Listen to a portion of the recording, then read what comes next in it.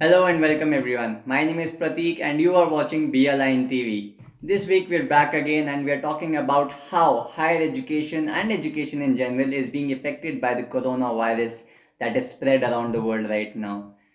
As of now, when we are recording this video, the tolls of people affected by the novel coronavirus disease, the COVID-19, stand at 2.1 million people worldwide, and it's a big number really. As we speak right now, many countries like India and Namibia have extended their lockdown until the India has extended its lockdown until 3rd of May midnight, and Namibia has extended its lockdown until 4th of May. It's a complete lockdown, right? With different policies running worldwide, and the other countries are trying to come up and follow suit. What I'm here to talk about is how is it affecting on the higher education system? How is it helping or disrupting the students, the learners, the schools, the private education, the government education, the teachers, and every one of the stakeholders in the education industry? So now today we'll be talking about different things that the countries are adopting. We will take some examples from India, we will take some examples from Namibia as well on what are the measures that they are taking, what are the discussions that are going on within the government and all the other bodies responsible towards a shift in education that we see right now. So stay tuned.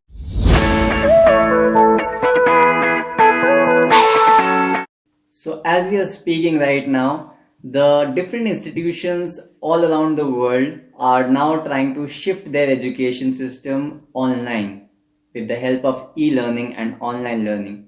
Now, what exactly is online learning? How is it different from the regular traditional learning at school? And is it good? Is it bad? What are the advantages? What are the disadvantages? All of this is what we're going to cover now. Right. So let me start by telling you what exactly is online learning. How do you define it? What does it comprise of?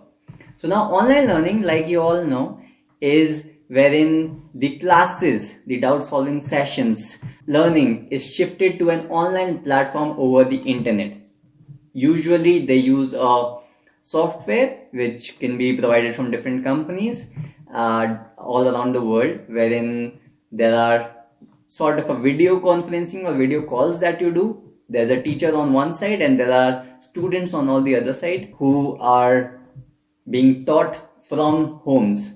Now I'll take an example of a few cases here. For example, in some universities in India, they have shifted to platforms like Zoom, to platforms like Google Classroom, Google Meet, and other such products wherein they do form an online classroom. So there are different aspects to it. One is they have weekly classes for every subject, similar to the schedule that you used to have in school.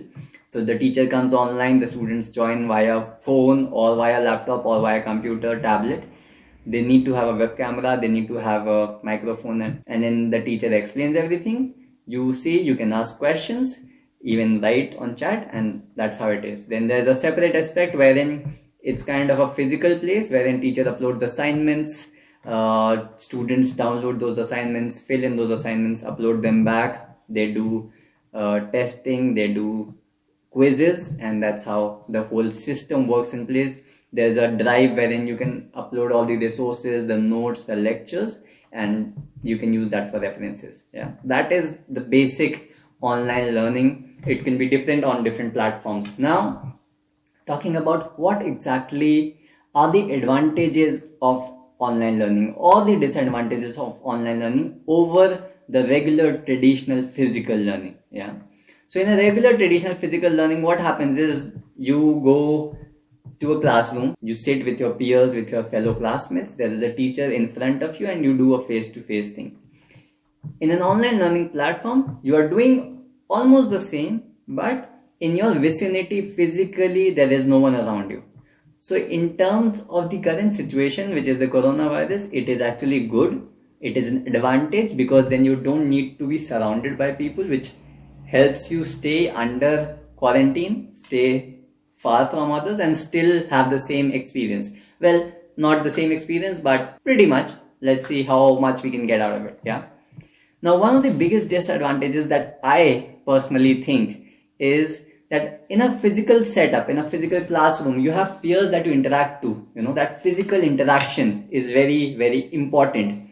Because what I'd like to point out here, which is very important, is that during your years of learning, especially after grade 10, 11, 12, and in your university years, when you go to a classroom, you're not just going there for learning. Of course, that is the primary reason, but you're going there to attend classes, but also it helps you to expose yourself, get to expose your inner mentality with a lot of different individuals.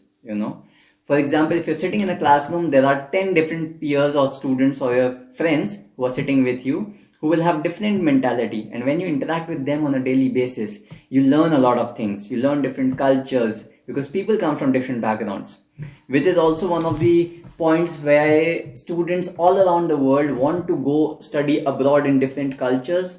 Because when you go abroad, you come out of your bubble, you come out of your comfort zone, wherein you expose yourself to different nationalities, different cultures, different people from different backgrounds, and then you get to know just one example of how one single problem, the same problem, can be solved through different methods. Everyone has a different method to solve it. Just one example which will figure in the disadvantages. Coming back to the advantages, now online learning is a place wherein the resources could be a very big hint at what you can be. For example, even when you take physical classrooms, you want to go back home, get tuitions, private coachings, or you go over the internet or YouTube or talk to your friends about how to solve this particular problem. Should I Google it? Should I watch tutorials on YouTube? With online learning, you already have recorded sessions, you already have doubt solving, which is documented and recorded. We also try to replicate that in the classrooms physically. So those are again the advantages of online learning. Now, as you know that there is a shift towards online learning, at least for the meantime, that the classes will resume after the pandemic is over and things come back to normal. Now here I'd like to take and compare the situation between two countries, India and Namibia. Yeah. So in India, a lot of universities, mostly all the universities, have shifted their platforms online. Even schools from grade 3, 4 and 5 upwards have adopted, not all, but a lot of them have adopted sessions online, and kids are enjoying it. In the next video, you will also see how students from Namibia who are studying in India at the moment are also enjoying their classes, and we'll talk about their experience. That's all for today. We will be coming back soon with another video like I just talked about. If you like this video, please hit that like button down there. Subscribe to us. It will be somewhere right here. And then please leave in the comments how did you like this video. And if there is something specific that you'd like us to cover, we will be very happy to see feedback from you. And till then, stay safe, stay home. This is your host Prateek. This is BLine TV signing off.